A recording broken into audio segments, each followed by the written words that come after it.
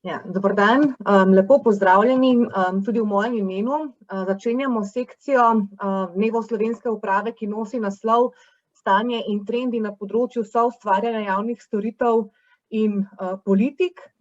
Z mano so danes gospa Katja Glavič z Ministrstva za javno upravo, vodja projekta Stop birokraciji, gospod Matija Kodra, ravno tako iz Ministrstva za javno upravo in vodja projekta Inovativen.si, gospa Neva Pipan iz Mestne občine Maribor, tudi vodja delovne skupine, ki je pripravljala procesni model in pa izvedla proces uvedbe participativnega proračuna v letu 2020, in pa dr. Sanja Vrbek z Fakultete za upravo Univerze v Ljubljani, postdoktorska raziskovalka na evropskem projektu KOGAV, čigar osnovni namen je raziskovati različne vzorce soustvarjanja v izbranih članicah Evropske unije in pa tudi razviti konkretna digitalna orodja, ki bodo te procese podprla. Torej, soustvarjanje javnih storitev in politik nedvomno pridobiva vedno pomembnejšo vlogo tako v akademskem okolju kot tudi v praksi. Prepoznano je kot pristop, ki lahko pomaga nasloviti gospodarske, politične izzive in v zadnji, torej tej COVID-19 krizi, je bilo mogoče po svetu še posebej čutiti močen pritisk na vlade, da se soustvarjanjem nekako približajo občanom in pa drugim deležnikom in na tak način boljše razumejo kompleksne izzive povezane s COVID-19 krizo in pridobijo še širšo podporo pri oblikovanju rešitev. Zdaj, tako v domačem, kot tudi v mednarodnem okolju se v ta namen uporabljajo različni pristopi za vključevanje občanov kot enakovrednih partnerjev pri oblikovanju ali pa prenovi javnih storitev in pa javnih politik. Manj pozornosti je pa bilo do zdaj posvečene digitalni dimenziji soustvarjanja v javni upravi, to je aplikativnim orodjem, ki bi proces soustvarjanja v javni upravi podprla. Tako da je namen te sekcije predstaviti trende na tem področju, torej trende na področju digitalno podprtega soustvarjanja v javni upravi s poudarkom torej na konkretnih orodjih. Ravno s tem namenom so danes trije gostje, torej iz prakse, iz ministrstva in pa iz lokalne ravni, iz Mestne občine Maribor, tisti, ki so neposredno vključeni v podporo soustvarjanju z temi tehnološkimi orodji, hkrati pa tudi raziskovalka dr. Sanja Vrbek, ki je v okviru projekta, ki sem ga omenila, na terenu raziskovala z intervjuji deležnikov oziroma skrbnikov soustvarjanja na nacionalni in pa lokalni ravni v slovenskem okolju, hkrati pa so podobni intervjuji potekali tudi v 5 drugih članicah Evropske unije, tako da ima nek, pregled, do kolikšne mere, se Slovenija lahko po zrelosti na področju soustvarjanja kosa z državami, kot so Velika Britanija, dobro, zdaj ne več članica EU, ampak takrat je bila, potem Danska, Nizozemska in podobno. Torej, v kolikšni meri različne upravne tradicije vplivajo na to, kako se soustvarjanje, oziroma s kakšno dinamiko se soustvarjanje izvaja v praksi. Mogoče najprej vprašanje za gospo Katjo Glavič iz Ministrstva za javno upravo. Zdaj, Katja, orodje Stop birokraciji se je razvilo 2012 in čeprav v bistvu sam program odprave administrativnih ovir, pa poteka že, popravite me, če se motim, od leta 2005. Cilj tega orodja naj bi bil torej poenostaviti življenje državljanom in pa podjetjem, da prehranijo svoj čas, da se lahko, posvetijo svoji primarni dejavnosti, ne pa samim administrativnim postopkom. In na ta način naj bi se znižali stroški, skrajšali časi izvajanja storitev in podobno. Kot rečeno, že od leta 2005 vi izvajate sistematično, odpravljanje teh administrativnih ovir, samo orodje pa je na voljo od leta 2012. Koliko pobud ste do zdaj prejeli na portalu Stop birokraciji? Ja, lep pozdrav z moje strani. Kot je bilo že omenjeno, sem del ekipe v bistvu projekta Stop birokraciji. Tako, da odgovorim kar takoj na vprašanje, preko portala samega Stop birokraciji smo prejeli vsega skupaj že okrog 1500 konkretnih pobud strani tako državljanov kot tudi podjetij. vendar bi želela ob tem poudariti, da prihajajo na naše naslove cela vrsta palet tudi strani gospodarskih združenj. Tam med 50 do 100 takšnih, ki na samem portalu niso objavljeni. Zdaj na portalu bi mogoče tudi ta del izpostavila, je objavljenih le v tem trenutku 685 pobud, namreč ekipa se v ozadju drži striktne politike anonimiziranosti pobudnika, kar pomeni, da nikakor ne želimo izpostaviti nobenega, ki pobudo odda. Torej, v primeru, da pobude ne moremo anonimizirati in se vidi, da gre za konkretne primere, v takem primeru jo v vsakem delu obravnavamo, vendar je ne objavimo. Drugače, vse pobude, ki so objavljene, so možne, se lahko spremljajo na spletni strani, se pravi na Stop birokraciji, pod gumbom oddane pobude, kjer imamo tudi podrobno statistiko, kako se organi odzivajo na same pobude. Kaj pa nam je v bistvu v tem delu eno izmed najpomembnejših je to, pa da imamo ves čas nenehno večsmerno komunikacijo. Tako na eni strani s pobudniki, kot na drugi strani z ministrstvi.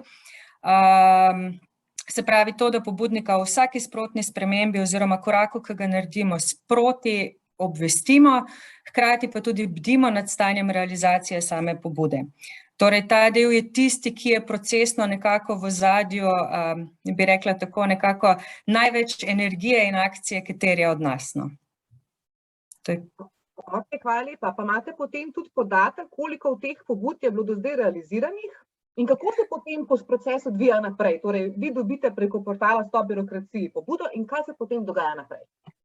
Seveda, v bistvu statistika je razdeljena na število zaključenih pobud, med katere v bistvu štejemo vse tiste, ki so bile nekoč sprejete in rešene, torej zaključene, in tiste, ki jih pa v nekem delu enostavno ne moremo realizirati, ker so pač pojasnila strani ministrstev takšna, da v nekem hipnem trenutku ni podpore, da se ta zadeva tudi spremeni.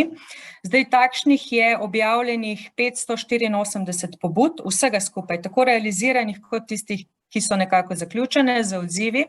V reševanju, v tem trenutku, kjer so se ministrstva, se pravi pristojni organi, opredelili, da pobudo sprejmejo, da je primerna rešitev in da bodo nekaj na tem naredili in na tem že nekaj delajo, je 56.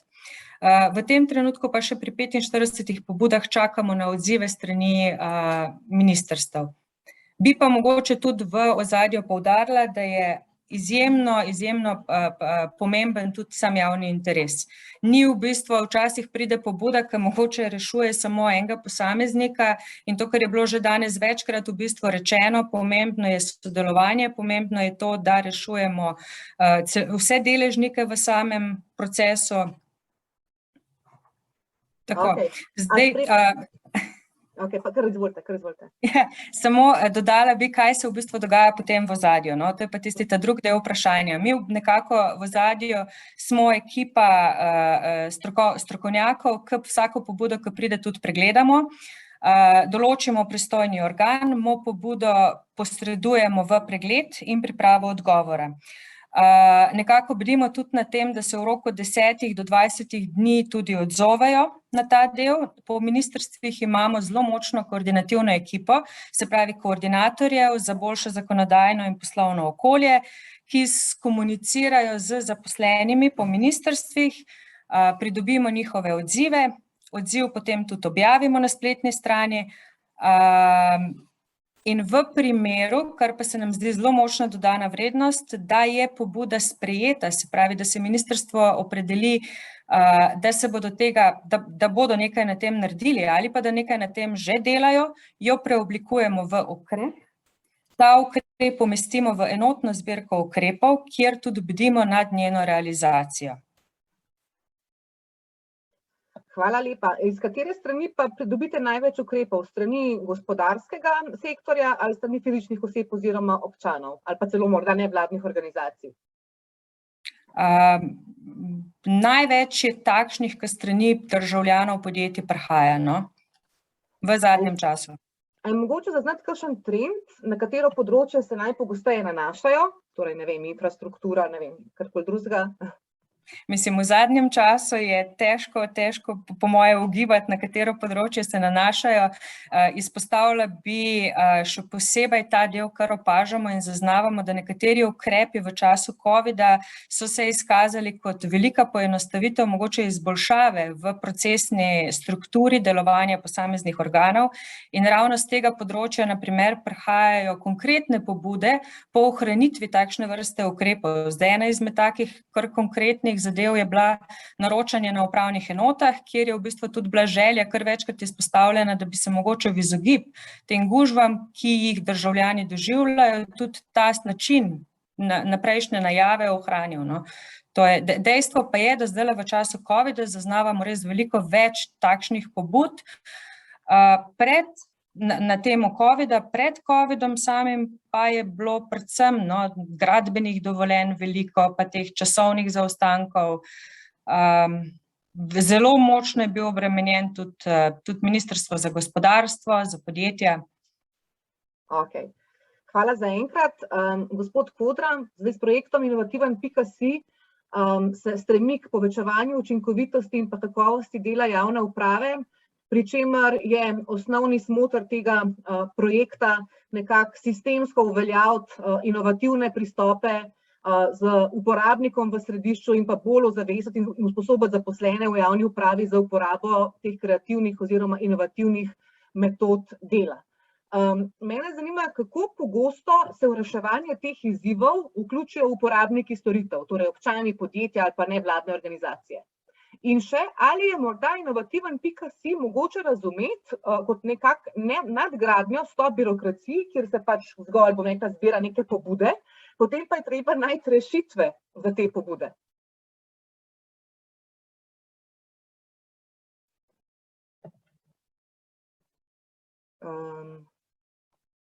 Gospod Kodra, se slišimo? Ne, a ste mogoče na mute? Ja. Hvala. Ja, dober dan, lepo pozdravljeni. Zelo vesel sem, da ste me povabili. Najprej hvala za povabilo. In zelo moram pohvaliti za to, da v bistvu naslavljamo to temo soustvarjanja, ki je dostikrat mogoče tudi podcenjena. Veliko ljudi misli, da to stvar obvlada, tudi sodelovanje in tako naprej, pa pol vidimo mi tudi na terenu, da je to stvar, ki jo je treba graditi in tako, kot je bilo v prejšnji sekciji rečeno, ko je gospa Nataša rekla, jo treba krepiti, kot mišica. Se pravi, če tega ni okrepljenega, pa tudi to ne morejo biti neki res dobri rezultati.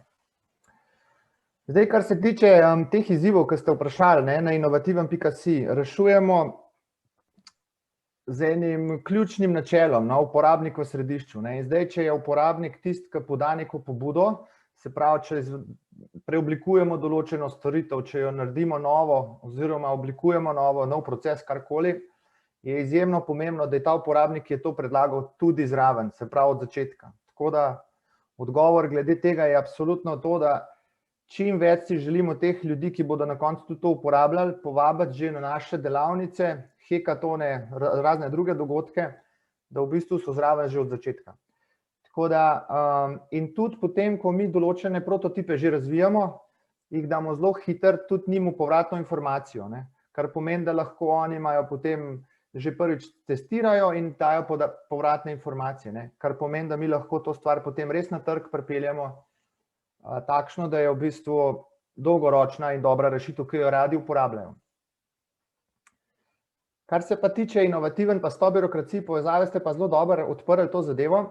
Namreč ogromno stvari na stop birokraciji se pridejo te stvari, potem je ta ekipa izjemna, kar se tiče tudi, da imajo dobre koordinatorje po raznih ministrstvih, ki so odzivni. Ampak dostikrat pridemo pol do tega, nekaj treba narediti. Ok, zdaj pa pridemo, kako je to treba narediti.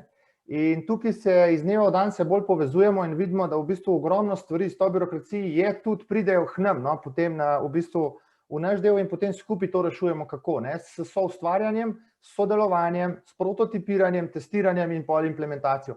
Tako da absolutno je bil ta manko definitivno v preteklosti zaznan in Inovativen na nek način je tukaj neke vrste v bistvu zelo dopolnilna komponenta s to birokracijo.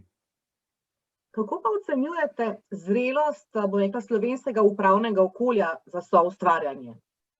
Vi ste verjetno tudi tisti, ki motivirate, bom rekla, zaposlene v javni upravi za soustvarjanje, a se pri tem soočate s kakšnimi ovirami, bom rekla, z nejevoljo, ali to sprejemajo odprtih rok? Zelo dobro vprašanje. Mi ne samo, da smo hoteli to preveriti, pač to tudi dnevno se srečujemo z raznimi ovirami. Absolutno, lejte, tam, kjer so spremembe neka stalnica, tam je vedno nek bodisi strah, odpor ali karkoli drugega. Tako da to je nekaj normalnega. Tako da mi s tem živimo in enostavno želimo to stanje preidati in potem iti v fazo soustvarjanja, sokreiranja naprej, se pravi pomakniti naprej. Ampak imamo pa od leta 2018 tudi merimo zrelost državnih organov, inovacijsko zrelost. In tukaj lahko rečem, da smo na tri segmente smo to stvar razdelili. Se pravi, hoteli smo preveriti, kje je mogoče največji manjko oziroma kje smo najboljši. In smo 3 segmente naredili. Najprej smo želeli preveriti, kako zaposleni to dojemajo, to področje, kako so odprti, kako si to želijo in tako naprej. Na drugi strani smo potem rekli, dajmo še vodstvo preveriti, ker vodstvo je tudi ključno. Se pravi, če pri zaposlenih je, pa pri vodstvu ni, stvar ne funkcionira tako, kot bi mogla. In absolutno tretja stvar je pač, koliko imajo na posameznem organu podprt proces. In to stvar, se pravi, smo prvi izmerili 2018, tako da neke trende zdaj že vidimo, ko smo lansko leto, mislim, leto smo merili za leto 2020 in vidimo določene trende, kjer se pomikamo po lestvici navzgor. Predvsem pri tistih organih, s katerimi smo bodisi že reševali kakšne izzive, bolj aktivno, oziroma na drugi strani smo mi na začetku zelo težko sploh do izzivov prišli, ker ljudje sploh niso vedeli, kaj naj prijavijo, kaj to sploh pomeni inovativen.si. In tukaj smo mi paralelno vzpostavili še en steber usposabljanj, da smo jim dali določena znanja, da smo rekli, poglejte, to pa to pomeni, da lahko prijavite določene zadeve, ki so lahko procesne narave, ne vem, priprava strategije na drugačen način, podpora novih storitev, skratka, da so videli, kaj vse pod to neke vrste družbeno inovativnost sodi. In potem smo to začeli meriti, se pravi 2018. In vidijo se določeni trendi navzgor, moram pa reči, da glede na druge države, ker zdaj smo tudi od lanskega leta smo mednarodno primerljivi, ker smo na nek način smo privzeli Copenhagen Manual, tako da vidimo, da smo še precej z nizkimi ocenami glede na najbolj razvite države, smo pa v trendu dvigovanja. In mogoče je najbolj razveseljivo to, da največ v bistvu, najvišje ocene so ravno pri zaposlenih. Jaz mislim, da zaposleni so tisti, ki bodo v bistvu najbolj dolgotrajno lahko prispevali k temu, da se bo ta stvar dvigala. V zadnjem času pa tudi opažamo nek minimalen prirast pri vodstvu, pa predvsem tudi pri procesu. Se pravi, tisti organi, s katerimi smo več sodelovali, smo jih potem povezali tudi z ostalimi organi, da so v bistvu lahko ta prenos videli in ga tudi naredili. Tako da, toliko, ja. Ok, kakšna je pa kaj dinamika tega? Naprimer, koliko ste do zdaj prejeli teh nekih pobud za drugačno ali pa inovativno reševanje izzivov, koliko ste pomagali organom oziroma organizacijam pri reševanju teh izzivov? A spremljate mogoče spletno analitiko, koliko dejansko spremljajo to spletno mesto, je zanimivo, bi se dali tukaj kaj narediti? Ja, mi tudi spremljamo to spletno mesto, pa ne samo to, mi imamo tudi socialna omrežja. Mi imamo na LinkedInu, pa na Facebooku, pa na Instagramu imamo to stvar objavljeno in redno spremljamo, ne samo oglede, ampak tudi v bistvu interakcije, neke všečke in tako naprej, delitve. Ogromno, moram najprej tako začeti, se pravi, kje se je sploh iniciativa začela za ta inovativen? To je bil v bistvu pilotni projekt, smo ga začeli v začetku leta 2018 oziroma konec 2017. In smo rekli, dajmo probati med javnimi uslužbenci, brez nekih strategij vnaprej predvidenih delovnih skupin in obvez strani vlade oziroma ministra, ali boste sodelovali probati, ali bo to dejansko sploh odziv. Mi smo rekli, dajmo en nabor enih usposabljanj, pa pokažemo jim, da je lahko njihove izzive prejemamo. Seveda se je minister takrat takoj zagrel in je rekel, koliko izzivov že imamo. Bolj smo mi govorili, da je to stvar treba nekako razpeljati dol po inovacijski skupnosti, dobiti člane, dobiti neko zaupanje, dati jim neko usposabljanje, neko znanje, da bodo znali oni od nas sploh, kaj lahko pričakujejo od nas in kako se lahko prijavijo. In na začetku teh izzivov ni bilo veliko. Bilo je pa veliko interesa že takoj za srečanja inovacijskih skupnosti ki smo v bistvu jih organizirali zato, da se je recimo znanje, ki ga je kdo imel, lahko delil, da smo predstavljali projekt in da smo gostili zelo znane govorce iz tega sveta, se pravi TK metode, procesne strokovnjake in tako naprej. In na usposabljanja. Mi moram reči, da imamo usposabljanja že od prvič, ko smo jih razpisali, skozi na nek način razprodana, kar pomeni, da od spodaj navzgor je velik interes po drugačnem načinu dela. In tukaj je bil izziv, kako stvar pol povezati tudi z vodstvi, kako v bistvu zdaj to stvar povezati, da bodo potem tudi vodstva spustila te zaposlene na usposabljanja, da jim bodo dovolila v bistvu drugače delati, da jih bodo dovolila z nami izziv rešiti, ker to pomeni, da bodo kar nekaj časa delovnega mogli nameniti zdaj malo drugačnim metodam, biti na delavnicah, mogoče določene stvari osvojiti in tako naprej. Tako da so se potem tudi izzivi vedno pogosteje pri nas pojavljali, tako da zdaj lahko rečem, da mi v povprečju vsaj en izziv, ki pa se v povprečju rešuje med 1 in 3 meseci, dobimo na mesec. Tako, to je zdaj to. Kaj več jih pa niti ne bi mogli vzeti, ker jih enostavno nimamo dovolj velike ekipe, da bi podprli. Kar se pa tiče usposabljanj, smo imeli pa cilj v bistvu v teh 5 letih, ko projekt traja, usposobiti oziroma skozi naše metode peljati 1200 udeležencev, pa smo že zdaj presegali to. Se pravi, interes je zelo velik in smo že zdaj nad 1200, kar pomeni, da bomo verjetno krat 2 prišli do te rešitve. Odlično, ampak za kakšne izzive pa gre? Naprimer, čisto za občutek, da si znamo predstavljati, s kakšnimi izzivi se obračajo na vas.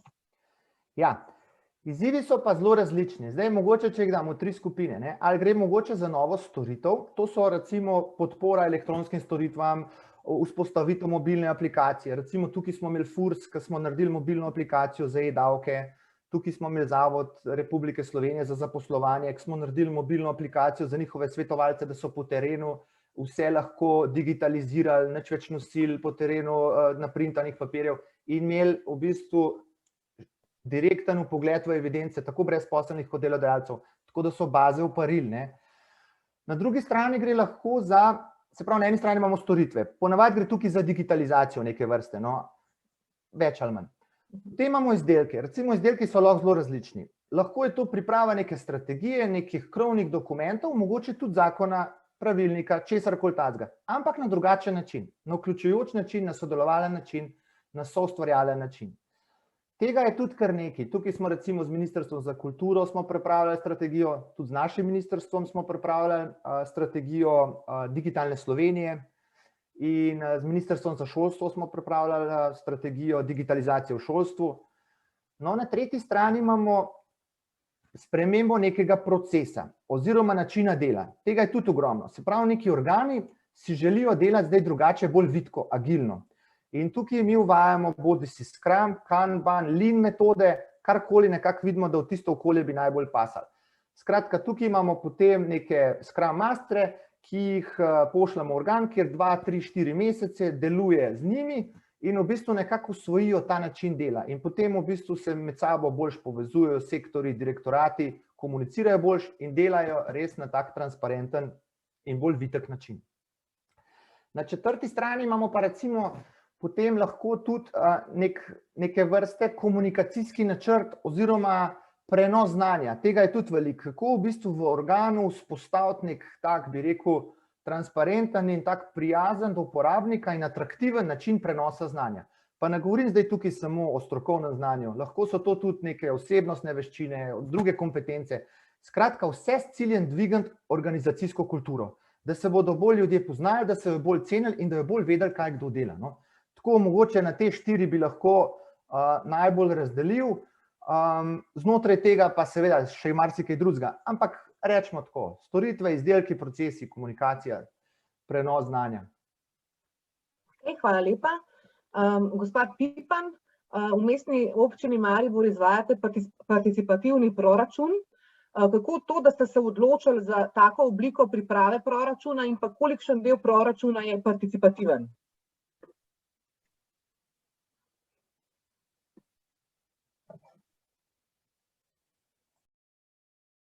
Samo moment, mislim, da niste, vas bom jaz zdajle.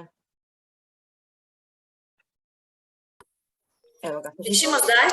Tako, super. Ja, dober dan. Hvala lepa za povabilo. Ja, tudi pri nas na Mestni občini Maribor smo z temi participativnimi praksami imamo že kar nekaj izkušenj.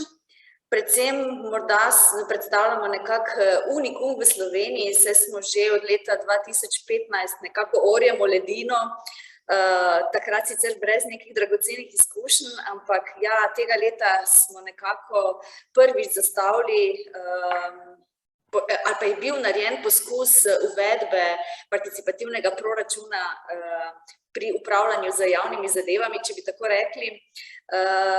Namreč, čeprav je šlo takrat za nekako, bomo rekli, pritisk javnosti na tedanjo oblast, zato da se tak proračun spostavi. Namreč Maribor je v bistvu edina občina, ki je izvedla tako imenovane te procese participativnega proračuna, ki so med seboj nepovezani. Se pravi, 3 cikle, od tega sta bila prva dva relativno neuspešna, čeprav so bili procesi izpeljani v redu, vendar takratna oblast pač ni držala obljube in ni izvedla teh projektov izglasovanih strani občanov. Kar je bilo seveda ključno in s tem se je vzpostavilo tudi neke vrste nezaupanja občanov do mestne uprave, kar smo se seveda tega zelo močno zavedali, ko smo stopili v 3. proces in zato smo nekako se tega lotili na zelo strateški način.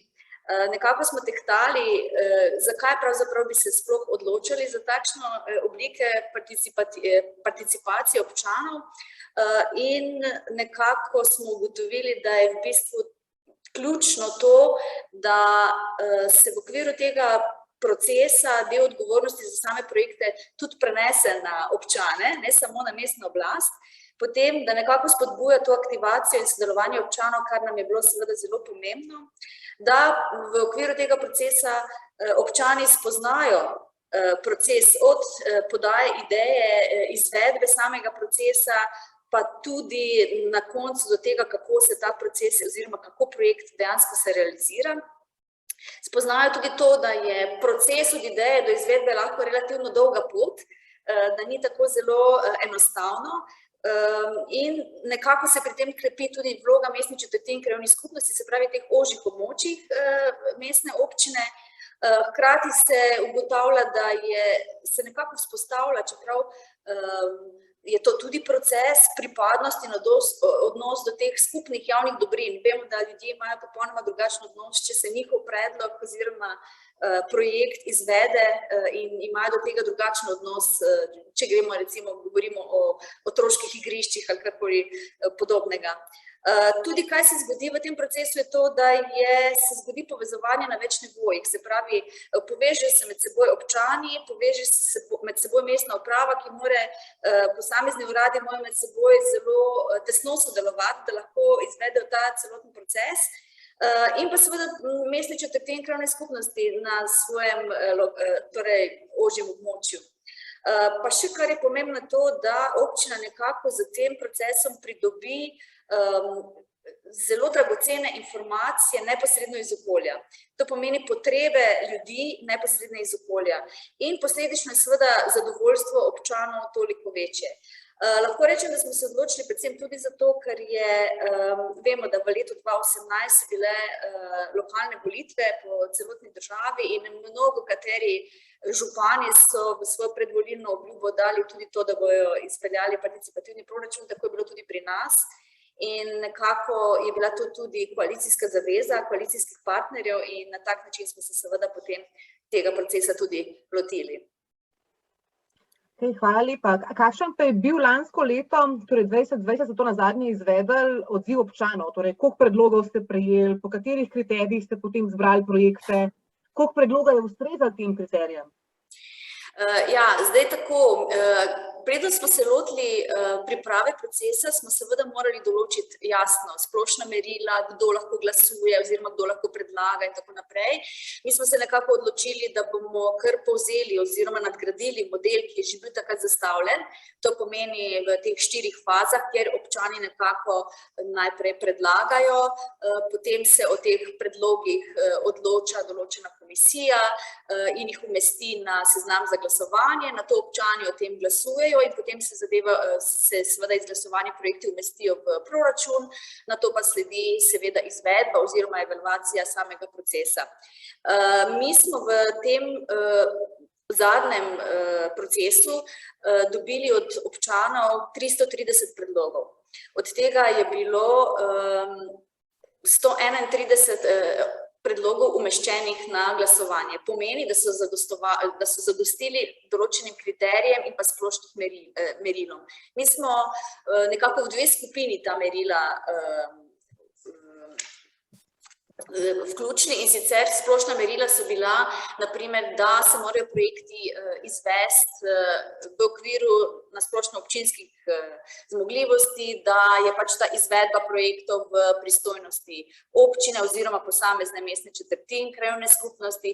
Potem pomembno je bilo to, da so ti projekti izvedeni na nepremičninah v lasti mestne občine Maribor. To je bil eden izmed zelo pomembnih izločitvenih dejavnikov, ker vemo, da prebivalci velikokrat ne vedo, kaj je v lasti države, kaj je v lasti občine, kar je seveda tudi logično in normalno, če se za to ne zanimaš kot občan, je seveda to včasih kakšno zemljišče zgleda, da je seveda občinska last, ker ga vsi uporabljamo, pa vendarle ni.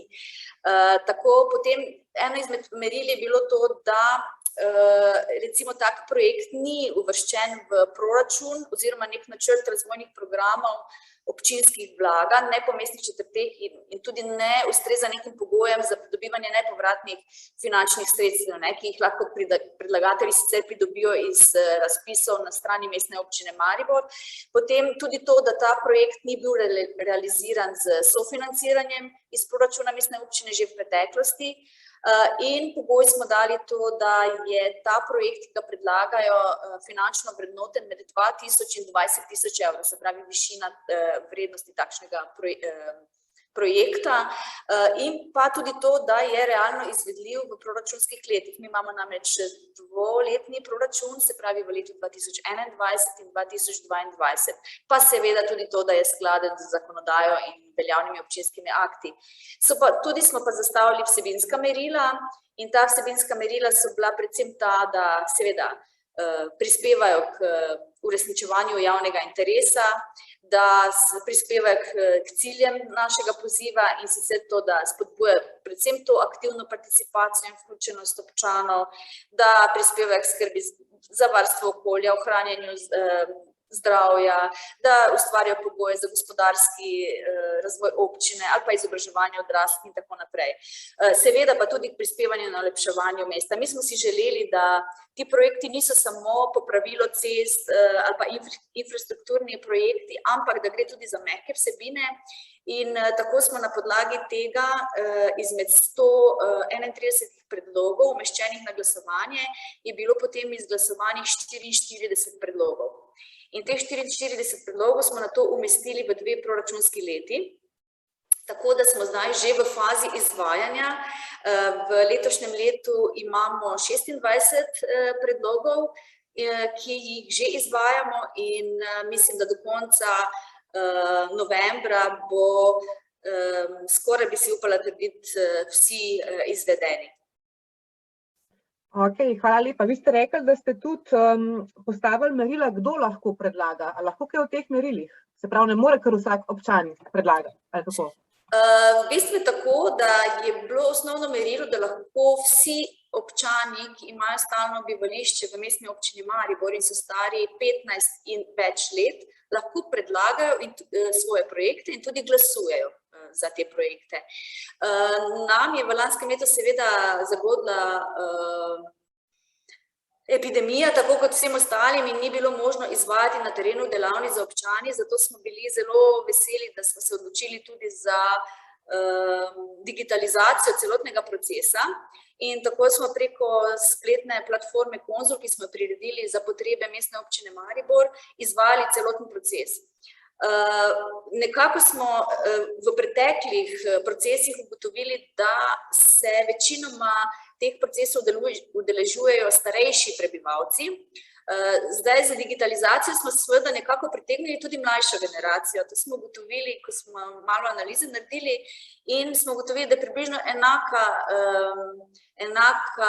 enako število mlajših od 15 recimo do 29 let se je udeležilo glasovanja in podala predloge kot recimo starejša generacija nad 60 let. Kar je bilo sicer fajn, je pa res, da ne je zelo manjka ta osebni stik. Sicer smo omogočili, da lahko občani glasujejo in podajo predloge neposredno na mestni četrti in krajevni skupnosti, vendar je bilo ravno v lanskem letu v tem času to izjemno težko in se je izjemno majhen procent, mogoče samo 2-3 odločili za to, da neposredno odidejo na mestno četrt in da jim ker niso vešči, sploh starejši občani ta proces izpeljejo. Tako da to je bil en manjko zagotovo. Sicer pa se je nekako udeležilo glasovanja 1731 občanov in moram reči, da seveda smo pričakovali ali pa bi si želeli, da je ta odziv veliko večji.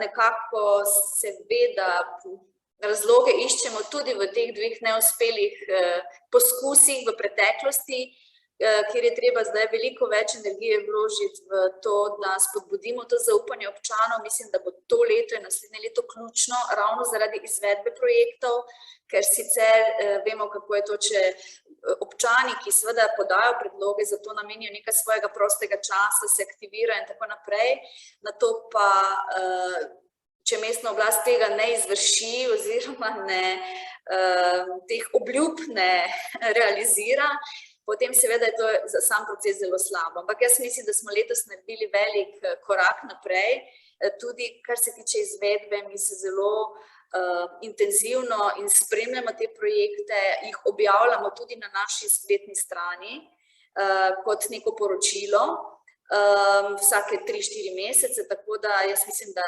zdaj v tem trenutku, do zdaj smo izvedli in kljukico naredili za 3 projekte, ki smo jih seveda potem tudi nekako v javnosti predstavili, zdaj pa mislim, da se bodo novembra zgodili še vsi ostali.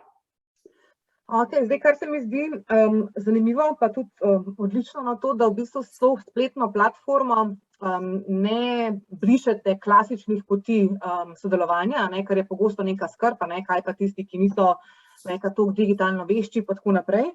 Ampak ste rekli, da ravno zaradi te situacije z epidemijo je lansko leto samo par posameznikov prišlo glasovati na četrtne skupnosti. Kako pa je bilo s tem pred to korona krizo? Pred to korona krizo seveda 2 procesa sta bila. En proces je že bil podprt z eno spletno platformo, sicer ne na tak način, kot smo jo zdaj mi zastavili. Tudi sicer so občani v vseh 3 procesih lahko oddajali tako, da so natisnili obrazec iz spletne strani in ga potem tudi posredovali po elektronski pošti. Tako da en del je bil pokrit tudi digitalno.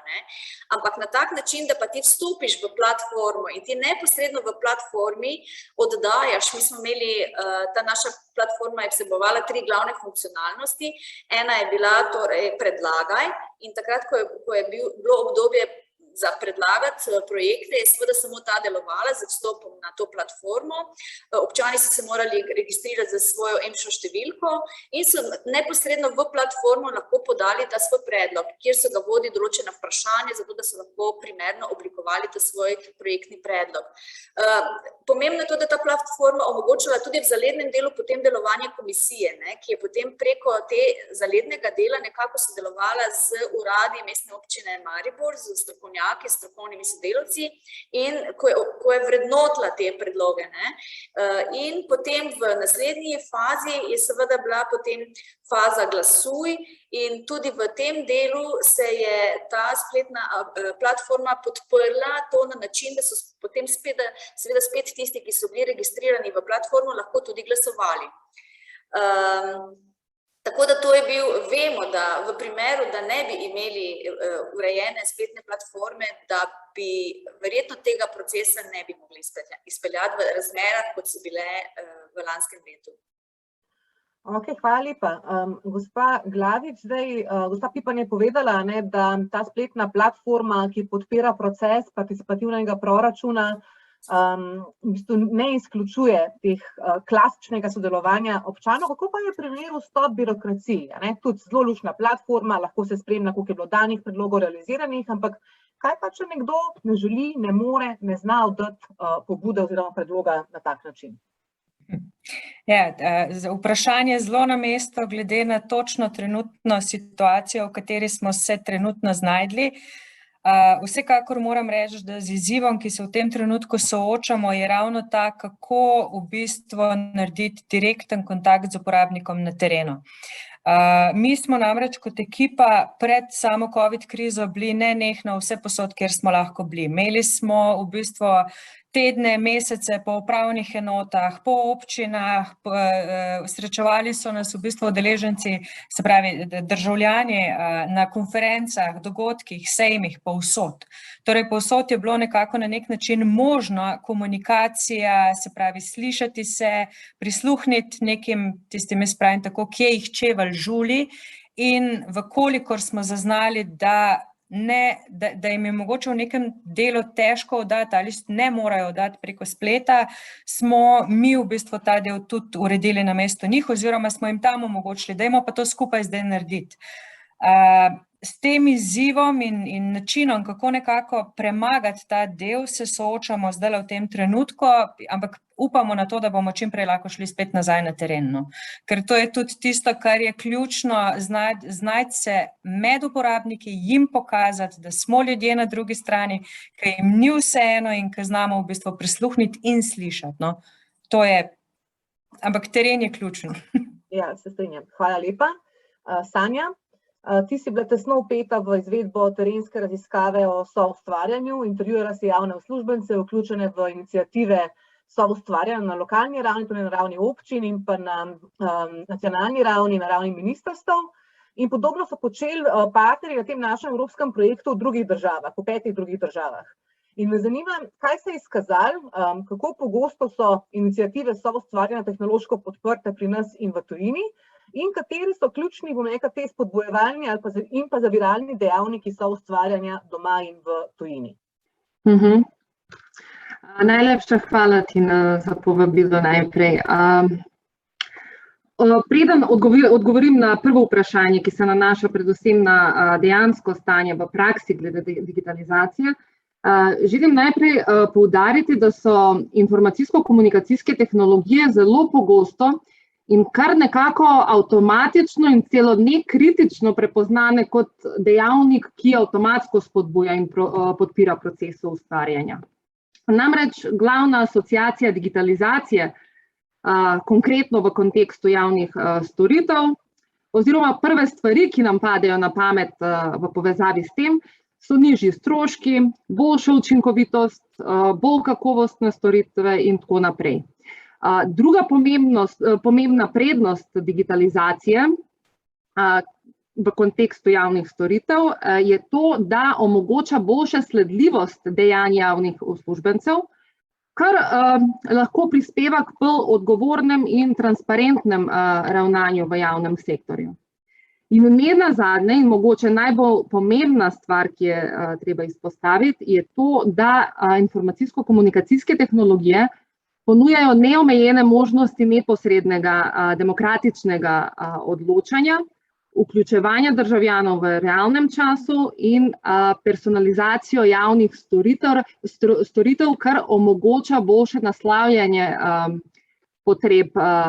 potrebe državljanov. Ampak pri tem želim poudariti, da kljub tem prednostim ne smemo biti nekritični do vpliva tehnologije, ker uporaba digitalnih rešitev sama po sebi ne zagotavlja uspeha. Tako lahko rečem, da na podlagi naših raziskav smo ugotovili, da veliko raziskovalcev, ki se ukvarja s to tematiko, in sicer z digitalizacijo in soustvarjanjem, grejo tako daleč in trdijo, da ni trdnih dokazov o dejanskem vplivu digitalizacije na soustvarjanje. Drugi pa opozarjajo na pasti digitalizacije, konkretno na spodbujanje na avtoritativnih praks in pristopov od zgoraj navzdol. Seveda to, da obstajajo taka tveganja, ne pomeni, da se je treba izogibati uporabi tehnologije, ampak je potrebno pač vložiti dodatnega truda k temu, da pač najdemo določena varovala, neko zaščito, da ne pride do teh nezaželenih učinkov. Konkretno glede pomanjkanja jasne povezave med soustvarjanjem in digitalizacijo v praksi, lahko rečemo, da smo tudi sami mi v okviru naših raziskav prišli do podobnega zaključka. Namreč analizirali smo 139 člankov, ki se nanaša na soustvarjanje. Pri tem je treba poudariti, da veliko med njimi je bilo empiričnih raziskav in ugotovili, da jih je le 17% obravnavalo digitalno dimenzijo soustvarjanja. Še bolj zanimiv podatek je to, da večina od teh raziskav, ker je bila zaznana digitalna dimenzija, ni obravnavala digitalizacije onkraj klasičnih komunikacijskih orodij namenjenim informiranju. Zelo, zelo omejen odstotek, in sicer 5% člankov, je analiziral digitalizacijo kot orodje, ki podpira bolj vsebinsko soustvarjanje, konkretno oblikovanje konkretnih vsebin. Torej, na podlagi tega lahko sklepamo, da mogoče v praksi bistvo soustvarjanja ni najbolj razumljeno med uporabniki, in tukaj predvsem mislim med javnimi uslužbenci, ali pa enostavno ta sinergija med digitalizacijo in soustvarjanjem še ni dosežena. Slednjo smo v veliki meri potrdili, ko smo analizirali trenutno ponudbo orodij za soustvarjanje. Namreč zadnja leta, verjamem, da večina veste, je bilo zahvaljujoč predvsem Evropske unije in OECD-a veliko prizadevanj, raziskav, dela vloženega v to, da se javnim uslužbencem, ki so pa zainteresirani za soustvarjanje, omogoči praktično pomoč in podporo pri teh njihovih prizadevanj. Glavni produkt teh prizadevanj je veliko orodij, in sicer spletnih strani, knjig, priročnikov, ki vsebujejo praktične napotke glede soustvarjanja. Na žalost pa je naša analiza pokazala, da se večina ne nanaša na soustvarjanje naravnih storitev, raje zajemajo neko višjo strateško raven. Druga stvar je, da je omejena bodisi na posebno policy področje, bodisi na posebno fazo procesa soustvarjanja, se pravi, ne zajema tega celotnega procesa soustvarjanja. In kar je najbolj pomembneje, ne omogoča digitalne podpore procesu soustvarjanja. Konkretno smo ugotovili, da je večina orodij za soustvarjanje analognih, predstavljenih uporabnikom v obliki nekega seznama različnih metod in tehnik za soustvarjanje. In pri tem pač uporabniki nimajo podpore pri izbiri najbolj ustrezne metode in izvajanju le-te. Nekako so prepuščeni sami sebi in preden se odločijo, katera metoda jim najbolj ustreza, pač zapravijo veliko časa na raziskovanje, branje teh priročnikov, kar zna biti zelo zamudno in zelo nespodbudno. Torej, če lahko povzamem, čeprav obstajajo inovativni primeri soustvarjanja in danes smo poslušali za nekaj takih primerov, kot stop birokraciji, kot participativni proračun v Mariboru. Lahko rečem, da konkretno na našem projektu slovenske primere, ki smo analizirali, so vsebovali digitalno dimenzijo. Lahko rečem, da sem presenečena, da ostali primeri iz drugih evropskih držav, se mi zdi, da niti enega ni vseboval digitalne dimenzije. Mislim, da le naši primeri, ki smo jih analizirali v Sloveniji, ampak to pač je bilo načrtno, nekako smo se zmenili, da mi bomo pokrili to digitalno dimenzijo. Torej, glede te digitalne dimenzije lahko zaključim, da potencial digitalizacije ni maksimalno izkoriščena in mislim, da nas čaka še veliko dela, da dosežemo neko optimalno sinergijo med soustvarjanjem in digitalizacijo. Zdaj, Jaz bi za enkrat, Tanja, zahvalila, ker si mi dala iztočnico za eno drugo vprašanje, pa se bom potem vrnila k tebi s spodbojevalnimi in zaviralnimi dejavniki. Okay? V redu. Hvala, Sanja. Gospod Kodra, Sanja je omenila, da smo delali analizo teh orodij, ki podpirajo proces soustvarjanja, da smo ugotovili, da ta orodja običajno ne podpirajo samega jedra tega procesa, torej sodelovanja z občani, podjetji, nevladnimi organizacijami, odvisno pač, kdo je ciljna skupina v določenem kontekstu. In tudi za inovativen.si me zanima, a je tukaj v bistvu digitalno podprt ta del, ko se predlaga nek izziv, tam je nek template oziroma smernice, ki naj se jim sledi, ko se nek izziv predlaga oziroma nominira, potem pa same delavnice in tako naprej, to se pa vse izvede v fizični obliki, je tako? Ja, hvala za to vprašanje. Stvar je takšna, da v bistvu, kaj smo mi ugotovili, tako kot sem rekel že takoj na začetku, večina ljudi v državni upravi, pa verjetno tudi v podjetjih, si zelo težko predstavlja to sokreiranje na način, ki ga podpirajo tudi metodologije. Za nekoga je sodelovanje že informiranje. Imamo več vrst tega v bistvu co-creationa, kjer se lahko po lestvici navzgor premikaš. In mi smo ugotovili, da imamo zelo velike težave sploh pri razmišljanju.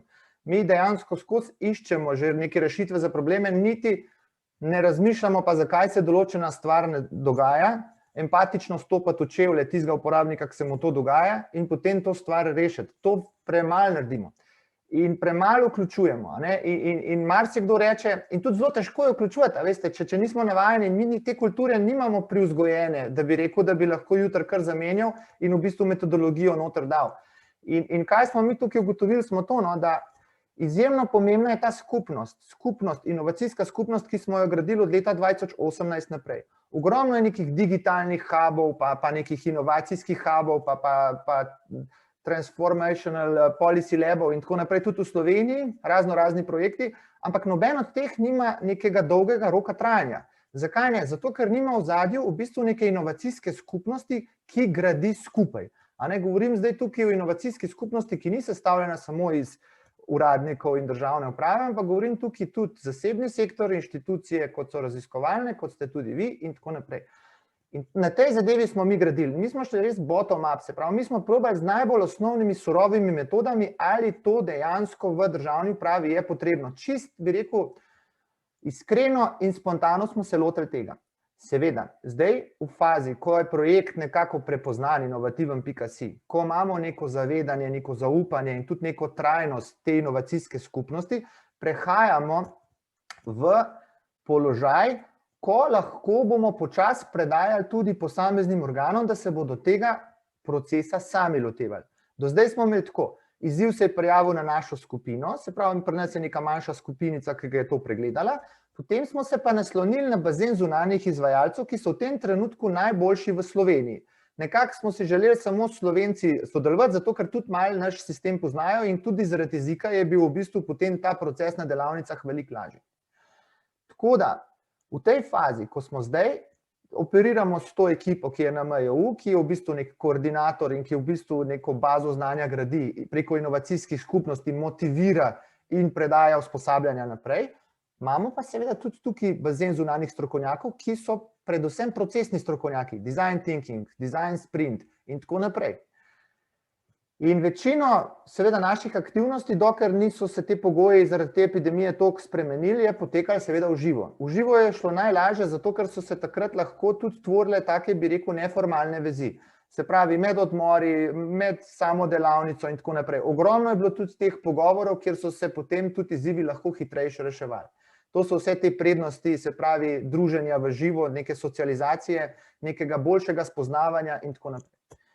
Kar nas je pa v bistvu potem ta epidemija, nas je pa pač tudi nekako na nek način prisilila, da smo alternativno začeli uporabljati spletna orodja, ki so dosti podobna kot recimo v živo, kot je Jamboard, recimo, ko imamo tisto tablo z vsemi post-listki in tako naprej, Mentimeter, kjer lahko zelo hitro preverjamo udeležence, to je ponavadi zelo dobro za testiranje, prototipiranje.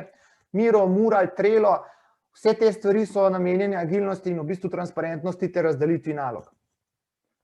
In ja, v prihodnje, ko si želimo, da bo ta projekt sistemsko uvedel te naše pristope v javno upravo, si želimo, da bi spustili v bistvu reševanje izzivov na podlagi metodologij, o katerih je tudi gospa Sanja govorila, na posamezen resor. In takrat jim bomo lahko ponudili konkretno orodje. Zdaj, ko smo imeli metodologije teh naših, recimo, izzivov, ki smo jih reševali, design thinking, system thinking, design sprint in tako naprej, so jasne, in te procesni strokovnjaki jih zelo, zelo dobro obvladajo. In ko smo se v bistvu prepustili njihovim ekspertizam, smo zelo hitro lahko z naročnikom izziva napredovali.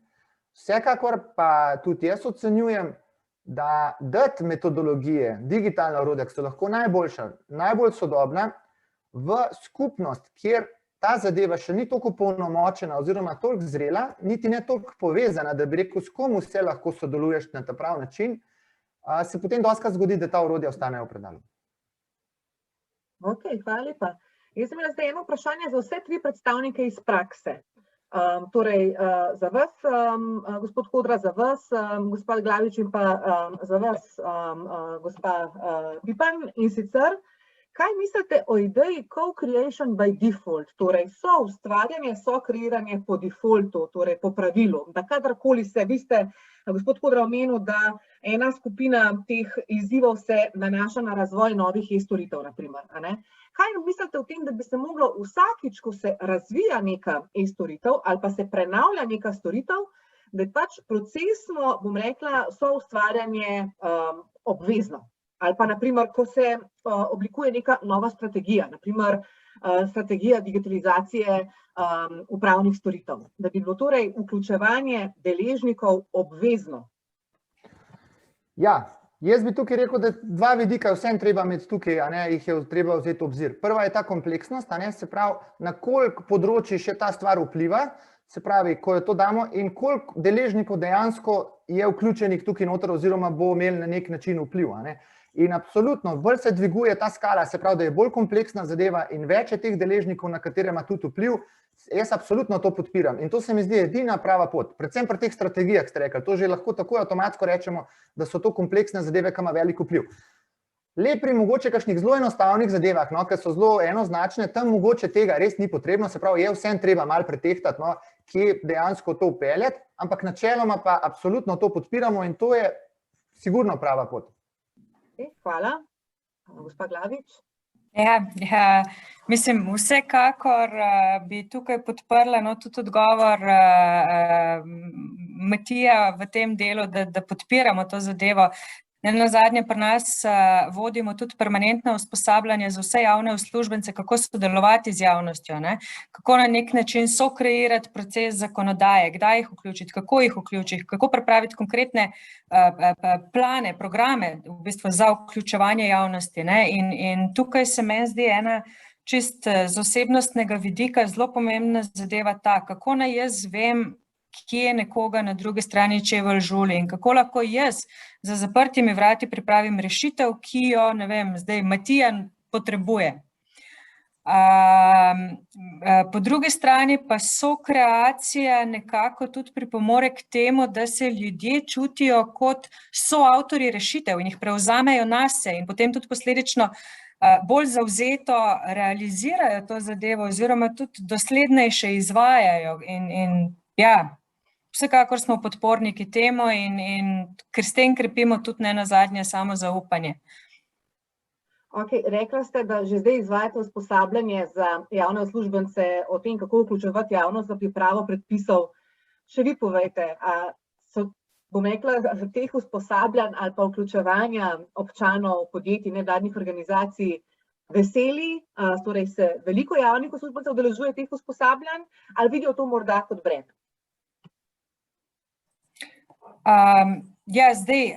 Naša usposabljanja zdaj konkretno so usmerjena predvsem to, da usposabljamo naenkrat manjšo ekipo javnih uslužbencev. Zdaj, kaj je naš namen? Naš namen je predati znanje v trenutku, ko bo neka ekipa javnih uslužbencev potrebovala to znanje. Se pravi, opolnomočiti večjo ekipo ljudi, ki delajo na nekem istem izzivu v nekem trenutku in nas rabijo. Zato so usposabljanja med 15 do 20 udeležencev, usmerjena na konkretne predloge sprememb predpisov, ki jih v prihodnje tudi čakajo.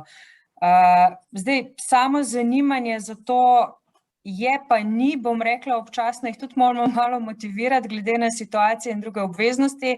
Naj se prijavijo, naj izkoristijo to, kar jim ponujamo, ampak načeloma zapolnimo vse skupine in tisti tudi, ki grejo zadovoljni. Odlično, hvala. Gospa Pipan, so ustvarjene po defaultu oziroma po pravilu, kaj si vi mislite o tem? Ja, tako bi rekla, po defaultu sigurno je neka spodbuda ali pa obveza. Mi vemo, da pri nas uradniki velikokrat delujejo, kar je obvezno, je pač obvezno, ko pa je treba izbrati, pa pač izbereš lažjo pot, ne. Tako da na nek način ja, po drugi strani se mi pa vseeno zdi, da je zelo pomembno, na kak način motivirati ljudi, no. Ne glede na to, ali je obvezno ali ni obvezno, ne. Tudi če je nekaj obvezno, pa potem tega ne, bom rekla, zdaj grdo kontroliraš in nadziraš, ne, nima pravega pomena. Tako da je zelo pomembno dejansko, koliko smo zreli za to, da sprejmemo določene takšne odločitve. Jaz bi lahko samo to rekla, da ko smo razmišljali, ko smo se ukvarjali recimo z to platformo konkretno, ne, in smo zraven seveda povabili različne deležnike, ker smo nekako videli, da predvsem tudi iz civilne javnosti, ne, ravno to, ker vemo, da sami pogledamo na določeno zadevo ali pa model ali pa določene postopke samo iz svojega zornega kota. Zato je nujno potrebno, da slišimo še ali pa vidimo drugi pogled, ne. Zdaj, pri ravno taki zgodbi, kot je participativni proračun, kjer ti delaš model procesni za to, da se bodo ljudje lahko vključevali, je nujno, da jih vključiš v ta procesni model, ne. In to smo mi v tem trenutku naredili. In smo šli celo tako daleč, da smo na osnovi tega, če govorim zdaj o platformi, ki nam je pokazala skozi sodelovanje, kje so napake, kje so izboljšave in tako naprej, možne, smo seveda takoj šli v izdelavo pa nove platforme, ki pa ne bo delovala samo v okviru participativnega proračuna, ampak tudi sicer, se pravi za to, da lahko občani z pobudami svojimi sodelujejo na različne načine. Tako da se mi zdi, da nam je ta možnost, da sodelujejo pri kreiranju procesnega modela v prvem delu, nas je spodbudila, da smo zdaj kreirali spletno platformo, ki izboljšamo Maribori pravimo, ki je nekako opredeljena tako, da že pripravlja teren za drugi participativni proračun, se pravi, ljudje se učijo predlagati projekte takšne, kot bi potem morali, ali pa želimo od njih, da so v participativnem proračunu, ker s tem olajšajo delo uradnikom, ne, ker so projekti že pripravljeni na ta način, se pravi, sodelujemo z njimi, da skupaj z nami oblikujemo boljše projektne predloge, zato da lažje potem od njih odločamo in jih izvedemo. Hvala lepa. Gospa Pipan, še nekaj. Koliko pogosto pa občani spremljajo realizacijo teh projektov, ki so bili izglasovani, torej bom rekla uvrščeni na seznam izbranih projektov v tem participativnem proračunu, ne? Ker tam je ena sekcija, kjer se lahko spremlja realizacija, pa me zanima, a kaj spremljate to spletno analitiko, koliko pogosto se to spremlja, kaj bo narejenega in kaj še čaka na realizacijo? Zdaj, tako odkrito povedano, tega nismo spremljali iz dveh razlogov. Prvič, iz tega razloga čisto tehničnega, ker se naša stara spletna stran, na kateri je to objavljeno, je v tem trenutku v prenovi. Mi pa nismo tisti, ki bi lahko, pač v preteklosti je bila tako zastavljena, ki bi lahko to spremljali, se pravi, imeli takšne pravice, da bi lahko to spremljali. To je prva stvar. Druga stvar pa je ta, da pa tudi ta platforma Konzul ni na naši, torej gostuje na nekje druge. Ja, ampak je za nas pa zelo pomembno, tako da zdaj, ko pripravljamo druge v nadaljevanju, nas seveda to tudi zanima. Mi smo sicer spremljali, kako so ljudje reagirali v času procesa, ko smo gledali, kakšni so bili odzivi, kakšen je bil doseg na spletnih platformah, torej na socialnih omrežjih in tako naprej. V tistem času to je še kar en izziv, ki bi ga želeli nekako doseči ali pa preseči, tudi na način, da spremljamo ves čas procesa, tudi tako, kot ste rekli, koliko ljudje zdaj v tem trenutku spremljajo. Lahko pa vidim, da recimo javnost zdaj že zahteva od nas, čeprav mi objavljamo na naši spletni strani posamezne statuse izvedbe teh projektov, ampak se nanaša na nas tudi veliko vprašanj in pobud, ker jih zanima, kako je z temi predlogi. To pomeni, da relativno malo obiskujejo našo spletno stran, sicer bi te podatke tudi tam našli.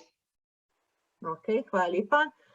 Stanja, zdaj pa še enkrat, kateri so torej ključni spodbojevalni pa zaviralni dejavniki soustvarjanja doma in v tujini? Ko rečem, ko govorimo o primerjavi doma in v tujini, me seveda zanima, ali obstaja kakšna razlika med različnimi upravnimi tradicijami, na primer anglosaksonsko in pa to bomo rekla vzhodno oziroma srednjeevropsko tradicijo.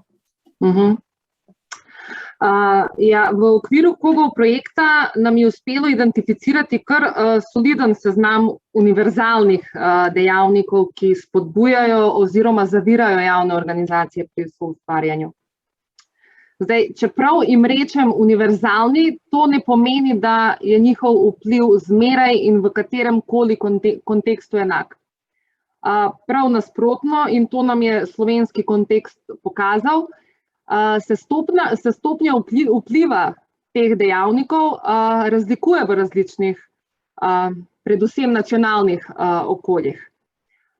Ampak preden se obrnem na slovensko situacijo, bi rada omenila najbolj pomembne stvari, ki na splošno vplivajo na soustvarjanje.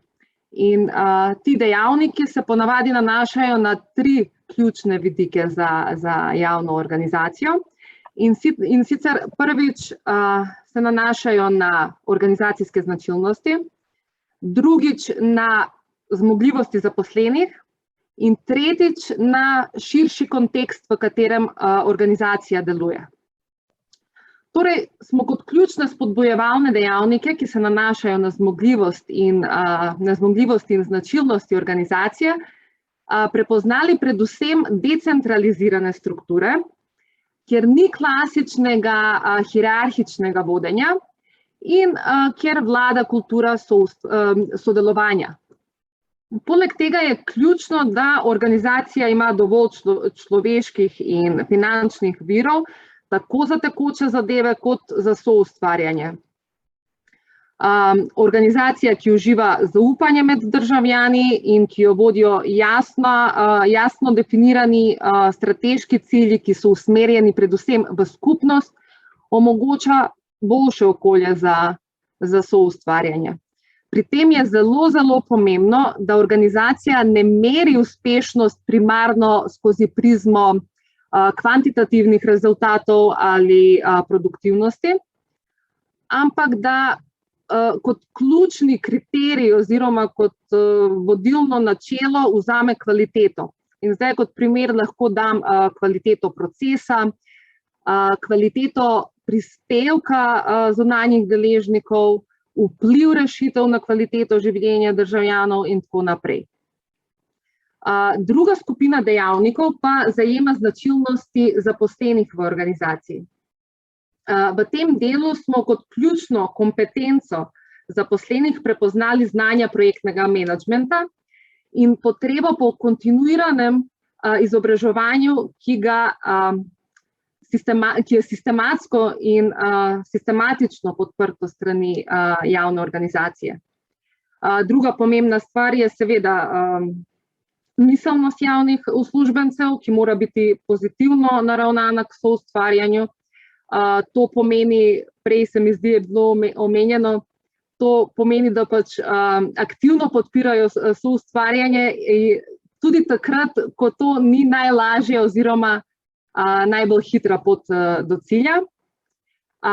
In seveda resnično verjamejo v koristi sodelovanja z zunanjimi deležniki.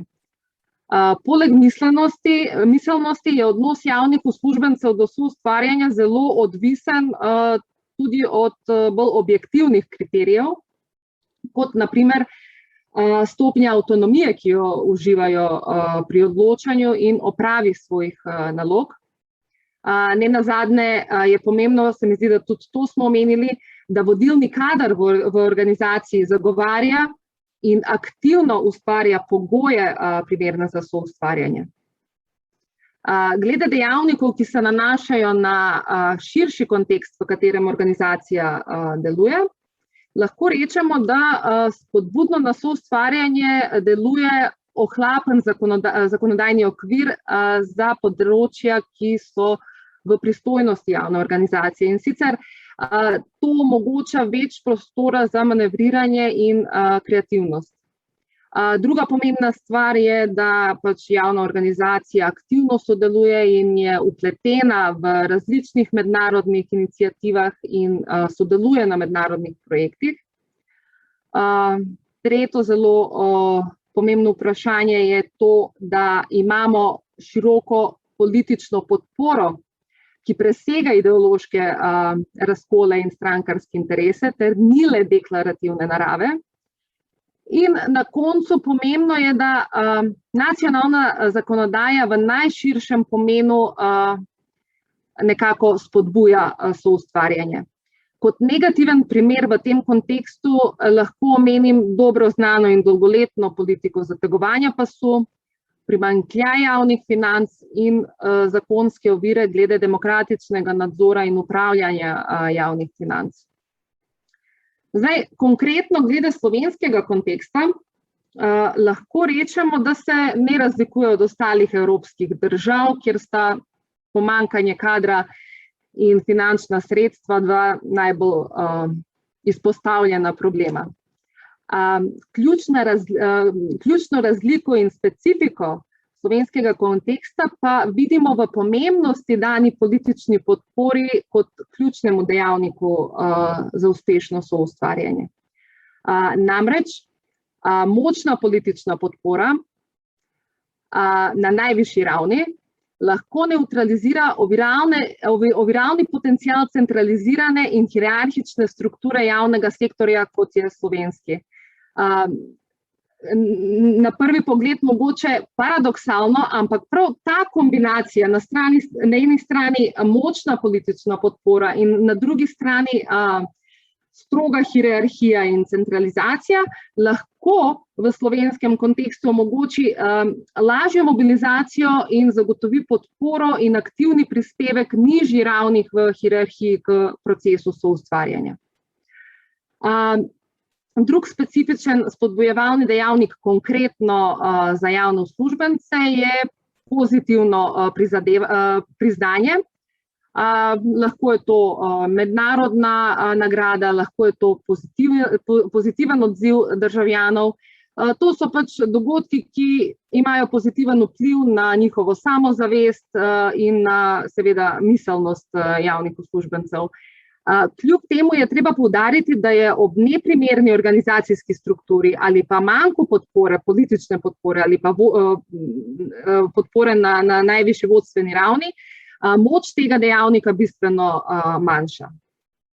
Na koncu lahko zaključim z dvema ključnima zaviralnima dejavnikoma, ki sta specifična za slovenski kontekst.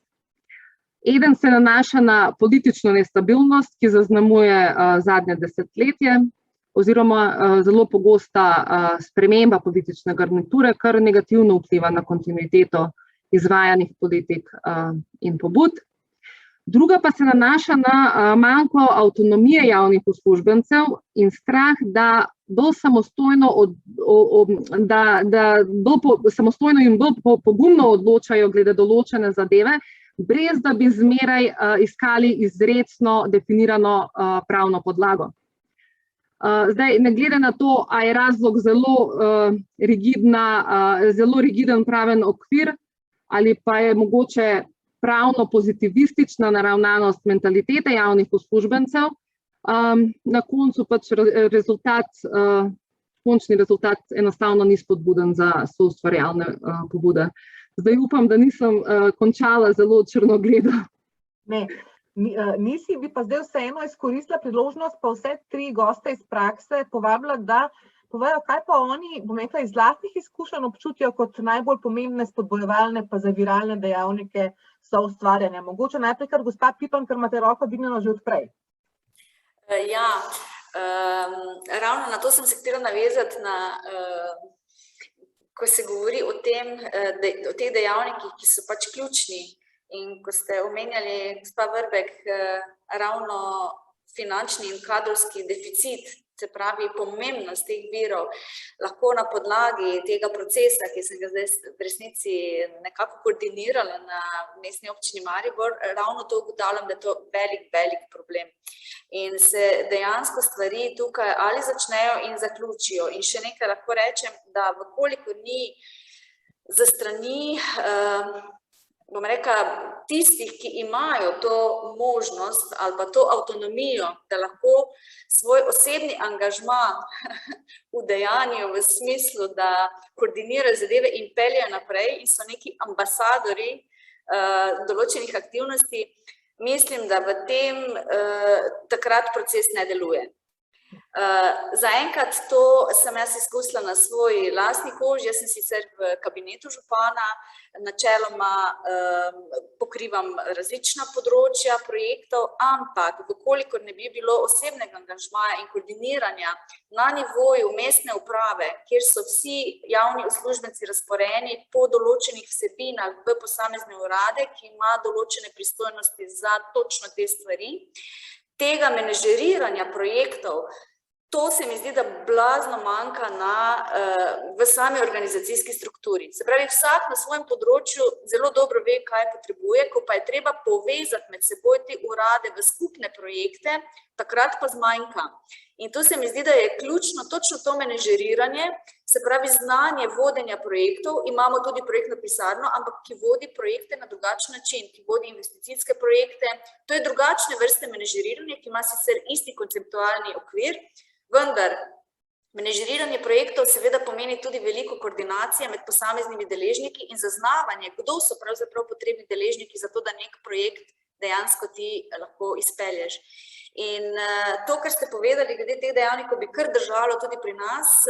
Bom rekla, da so te strukture v samem organizacijskem smislu zelo rigidne. In tu ta arhitektura, če gledamo celo zgradbo ene take inštitucije, bi velikokrat morala biti, jo na vsaj nekaj let prevetriti in prilagoditi dejanskim okoliščinam ali pa potrebam, ki se družbeno tako. Hvala. Gospod Kodra, Sanja je omenila finančne pa človeške vire kot enega ključnih dejavnikov. Jaz, če se prav spomnim, sem na spletnem mestu innovativen.si videla, da je projekt financiran iz evropskih sredstev.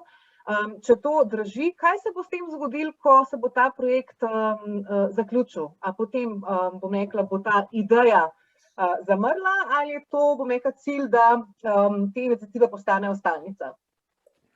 Ja, jaz upam, da ne bo zamrl. Mi drugač bomo prijavili zdaj, to je bil piloten projekt, tako kot sem rekel, zdaj bi želeli v tej novi finančni perspektivi, ker Evropa enostavno je zelo naklonjena tem pristopom in veliko držav je na tej stopni, smo mi, ali pa tudi še slabš. In v bistvu si nekako vidimo mi potencial, da do 2030 se dejansko ta sistem postavi, se prenese pa tudi lahko na ministrstva, da to zrelost nekako dosežemo, tam se lahko začnejo pa tudi te metodologije uporabljati. In takrat nekako mi pričakujemo, da bo to neka sestavna ali pa rečemo osnovna naloga, ko je zapisana tudi v zakonu o državni upravi. Ja, zdaj pa mogoče to, te zaviralnice, zdaj bi se jaz mogoče kar na gospod Nevo uprl. Tukaj smo pa pol pri tem vso ustvarjali, tako kot ste rekli. Imamo, vsak ve, kaj mora narediti, ampak ko pa dejansko, noben pa nima širše slike. In tudi tukaj mi iz dneva v dan vidimo, ja, treba je povezati to in to ravno mi delamo, inovativen.si, ker dejansko vsak misel, da ve, na koncu je pa kompleksen izziv in potem vidimo, da posledice recimo neke parcialne rešitve vplivajo še na 10 drugih, kar pomeni, da je rešitev slaba, da se ne more izvajati in da povzroča negotovost, odpor in tako naprej. In to je ena izmed teh stvari. Zdaj, kaj smo mi dobrega naredili tukaj, ker lahko rečemo, da se je zelo dobro prijeli to? Vsekakor je bilo imenovanje ambasadorjev po organih ena izmed ključnih stvari, ki smo mi lahko pol prodrli v te organe. Ti ambasadori so bili na začetku ljudje, dali smo jim, mi imamo tudi na spletni strani, če greste na inovativen.go.si pogledati, imamo kartico ambasadorjev, persono smo naredili, kdo naj bi bil ambasador, ker si ne želimo, da je vsak ambasador. Ambasador naj bi imel določene kvalitete oziroma določene osebnostne značilnosti, ki so pač značilne za njega. In tako smo naredili to persono, da so lažje ljudje potem se poistovetili in videli, ali mogoče bi bili oni primerni za to ali ne. No, kaj se je potem zgodilo na organih? Niso dobili opolnomočenja, nobenih ni v bistvu jim spustil, da oni, ne vem, preko kanala vse svoje zaposlene v tistem organu nagovarjajo. No, in tukaj smo potem stopili v akcijo in se povezovali z vodstvi. Rekli smo, predlagajte nam tistega odločevalca v vašem organu, ki je ključen za to, da vas opolnomočimo, da povemo, ne vem, gospa Neva, vi ste ambasadorka, koga moramo zdaj mi nasloviti v vašem organu, da boste imeli vi neko moč oziroma neko opolnomočenje, da lahko te stvari potem pošiljate sodelavcem, te informacije delite in tako naprej. Drug moment, ki je ključen, je to, da gradimo iz dneva v dan inovacijsko skupnost. To je tudi zelo pomembno, ker mi rabimo ljudi na terenu, ki se znajo odzvati. Takrat, ko je treba določenega vključiti, kaj nam manjka, katera znanja že imamo, kaj nam še manjka in podobno. In še do ene stvari smo prišli, ki je zelo pomembna, pa tukaj ni bila v tem poročilu niti navedena. Kdo je predlagatelj ali pa nosilec izziva? Se pravi, ta naročnik je ključnega pomena. Mi imamo v bistvu tudi en zelo uspešen projekt znotraj inovativen.si, marsikdo že slišal, partnerstvo za spremembe. Tukaj dejansko izmenjujemo zaposlene med podjetji in državno upravo, te stereotipe nekako si želimo izbrisati in tudi iz občin smo zdaj v lanskem letu prvič organizirali, da lahko pridajo iz občin v gospodarstvo, iz gospodarstva občine in tako naprej, da se ljudje spoznajo, da vidijo, kakšne so specifike in da se potem lažje komunicirajo in tudi nekako v bistvu lažje sprejemajo.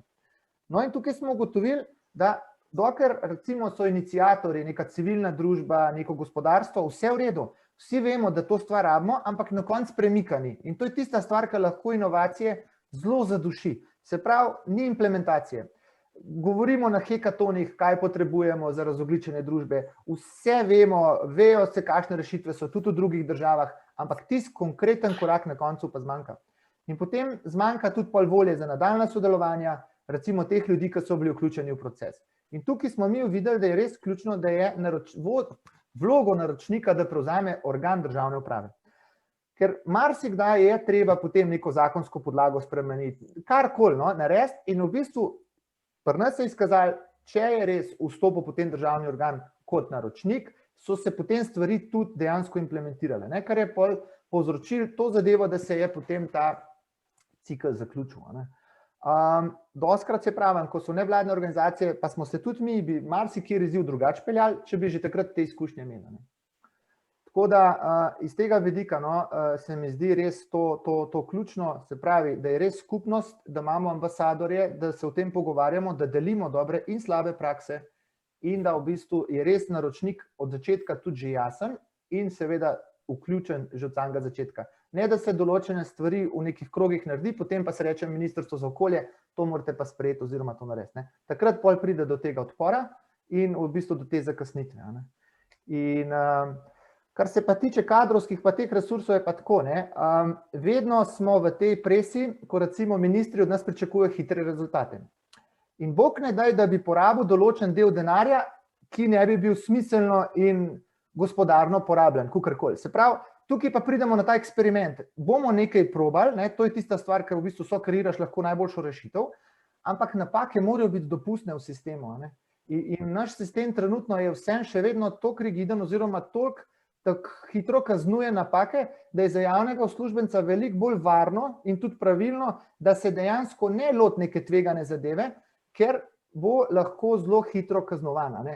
In to je tudi ena izmed zadev, ki, kot je gospa Sanja rekla, ne glede na čas, ki je, mi moramo pustiti čas za kreacijo, za soustvarjanje in tudi možnost dopustiti določene napake, ker mi se učimo iz napak največ, ne? In to je tisti proces, ki v bistvu te najbolj inovativni narodi to imajo oziroma pač to spodbujajo in tudi podpirajo. Hvala lepa. Gospa, samo preden nadaljuje gospa Glavič, bi vse želela povabiti, da po kakšno vprašanje ali pa komentar postavijo v klepet. Imamo še nekaj minut do konca, zaenkrat ni bilo ničesar, pa vas samo še zdaj na tak način povabim. Zdaj pa še vam beseda, gospa Glavič. Ja, hvala. Jaz bi pa tukaj izpostavila v bistvu nekako ta naš vidik, no, kako nekako s kakšnim izzivom ravno pri soustvarjanju se pa na to birokraciji soočamo v tem delu. Mi smo imeli malenkost drugačno zapeljano logiko oziroma strukturo dela z našo medresorsko delovno skupino, ki jo imamo. Ne. Zavedamo se, da moramo v bistvu imeti na eni strani zelo proaktivne posameznike po ministrstvih, ki pripravijo oziroma ki nam posredujejo odzive, na drugi strani v bistvu poročajo o realizaciji nalog, ki jih opravljajo na tem področju. Vemo pa, da v bistvu, če bo prišel odziv, se pravi poziv na pripravo odgovora strani enega zaposlenega, nekemu vodju, pa mogoče ne bo ravno glih takojšen odziv. No? Zato smo nekako z tega dela naše koordinatorje postavili po kabinetih ministrstva. To je bila ena tistih ključnih, ki smo pa šli nekako s to idejo prodirati motivacijsko preko kabinetov potem na javne uslužbence, torej top-down metoda. Vendar pa ja, v ozadju je izjemno veliko dela, ki ga imamo z vidika motivacijskih delavnic, ki jih pripravljamo za te ljudi, se pravi tudi tematske delavnice, redne delovne sestanke o odprtih nalogah in izziv, s katerim se soočamo in ga imamo ogromno prostora še pri njem za rešitve, je ravno to zaupanje. No? Zaupanje, ki mora biti dvosmerno, tako strani državljana v naše storitve, se pravi, kar pomeni konkretno, tudi če je storitev samo online, pomembna je takojšnja povratna informacija, ki mu jo lahko ponudimo. Pomembna je komunikacija, ki jo tudi tekom procesa delimo z pobudnikom, ampak na drugi strani pa skozi motiviramo oziroma nekako učimo naše koordinatorje. Ni problem v tem, tudi če je odgovor ne, dajte ga, odzovite se, povejte, kakšne so rešitve, kakšne niso. Se pravi, ne dati v predal odgovora na pobudo, ampak bodimo odzivni, bodimo aktivni, dajmo sodelovati. To je tisto, kar je tukaj.